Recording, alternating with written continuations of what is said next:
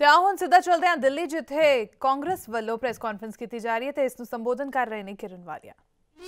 अन्य भारतवर्ष से फर्क है, कहीं पर तो मोदी जी का सिक्का चल गया हो, दिल्ली में कैंडिडेट्स का मूल्यांकन हो रहा है और अगर वो सोच रहे हैं कि किसी को भी आखिरी मिनट पे कोई आया कल उसको टिकट दिया, तो ये जो सौदेबाजी हो रही है ये हमारे न केवल जमहूरियत के लिए खराब है मगर पूरे इलेक्शन को एक शतरंज की बिसात बना दिया।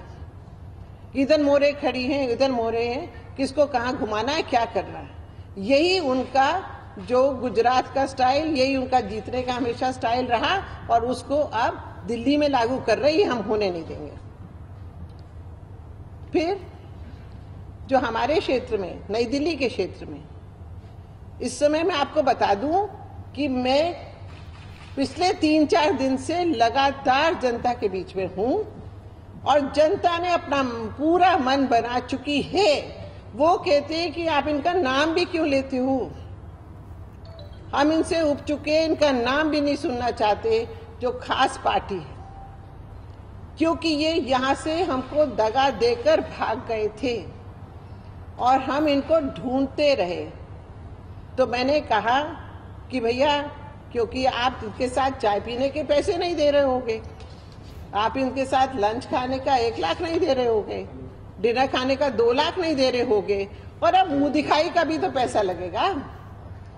तो इसलिए जो हालत है इस समय, यकीन मानो गरीब लोग सड़कों पर हैं, कई लोग सर्वेंट क्वार्टर से निकाल दिए गए और वो तरस गए, इनके पास अर्जी लेकर जा जाकर घूम रहे, कोई नहीं इनको सुनने वाला आम आदमी पार्टी से है ही नहीं।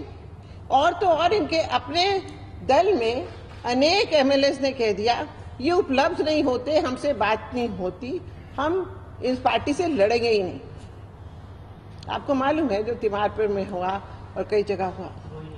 तो इनका जो हाल है हमारे क्षेत्र में, मुझे पूरा विश्वास है, आप लोग कुछ भी आंकड़े देते रहिए, आप लोग सर्वे करते हैं, मीडिया सर्वे करता है, अखबारें हैं, स्कूटरों के पीछे इन्होंने खुद सर्वे कर लिया है अपना, बिना कैंडिडेट्स उतारे कि इनके इतने प्रतिशत आ रहे, इनके इतने प्रतिशत आ रहे। वो तो अब पता लगेगा जब कैंडिडेट उतारेंगे। तो दिल्ली के जनता जो है वो सब समझ चुकी है, कैंडिडेट्स का मूल्यांकन कर रही है और मैं आपको दावे से कहती हूँ इनके हर कैंडिडेट से कांग्रेस का कैंडिडेट हर क्षेत्र में बेहतर है और वो आज याद कर रहा है कि काम तुम्ही ने किया था, उपलब्ध तुम ही रहते थे। तो तमाम एक वाक्य में पेंशन स्कीम ठप, लाडली स्कीम ठप, मेट्रो प्रोजेक्ट ठप, दिल्ली ठप।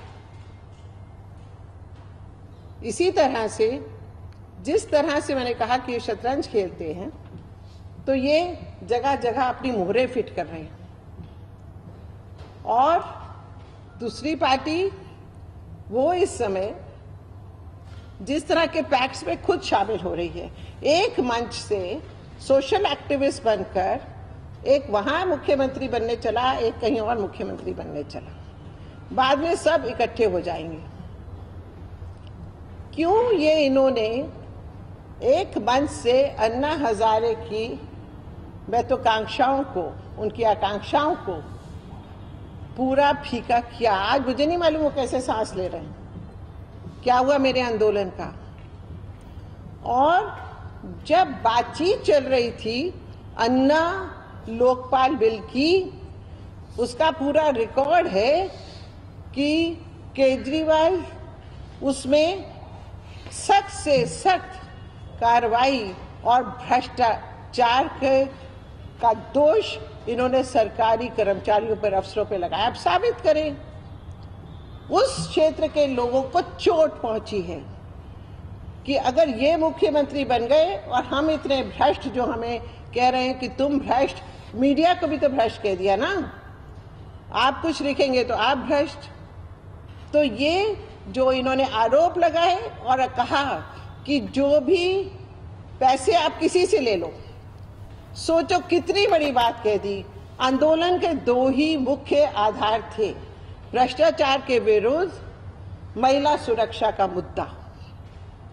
दोनों पे, एक पे मोमबत्तियां जलाकर भागे हुए हैं और दूसरे पर कह रहे हैं खुलेआम he can be charged under the anti corruption act कि तुम प्रोत्साहित कर रहे हो, पैसे लो। तो कहां गया वो आंदोलन, कहां गई वो बातें? और कल और लोग भी कहेंगे जो उस आंदोलन से निकले, तो मैं बहुत हैरान नहीं होंगी। अगर यही सीख सीखी है इन्होंने आंदोलन से, तो मैं आपके जरिए यहाँ की युवा पीढ़ी को खासकर कहना चाहती हूँ कि जिसने ये सपने देखे उसका कम से कम नई सुबह की इंतजार होनी चाहिए।